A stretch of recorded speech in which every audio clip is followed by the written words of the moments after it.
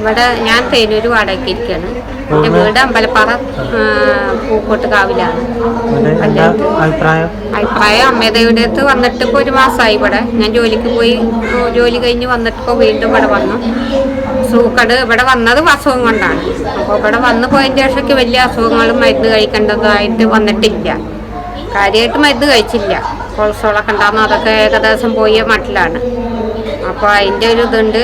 എനിക്ക് വിഷമങ്ങളുണ്ടായിരുന്നു, അതെല്ലാം മാറി ഇവിടെ വന്നതിന് ശേഷം സന്തോഷമാണ്.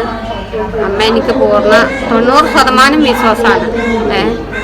അതുപോലെ എൻ്റെ മക്കളുടെ കാര്യത്തിൽ ഇനി അമ്മ തീരുമാനം എടുക്കുന്നതാണ് പറഞ്ഞത്, അതും ഞാൻ വിശ്വസിക്കുന്നു. സാമ്പത്തികമായി വിഷമത്തിലും പണിയില്ലായ്മയും വയ്യായ്മയൊക്കെ 6 മാസമായിട്ട് ഇരുന്നുണ്ടായിരുന്നു. ഞാൻ അതിന്നൊക്കെ കരകയറ്റി അമ്മ തന്നിട്ടുണ്ട്.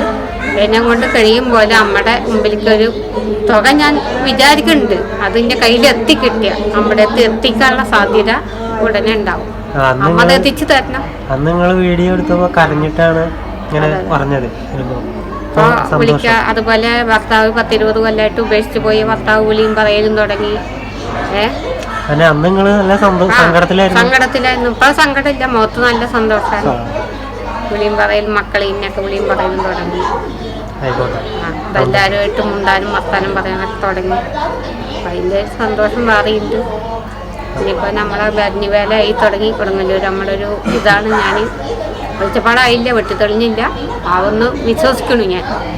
സന്തോഷം.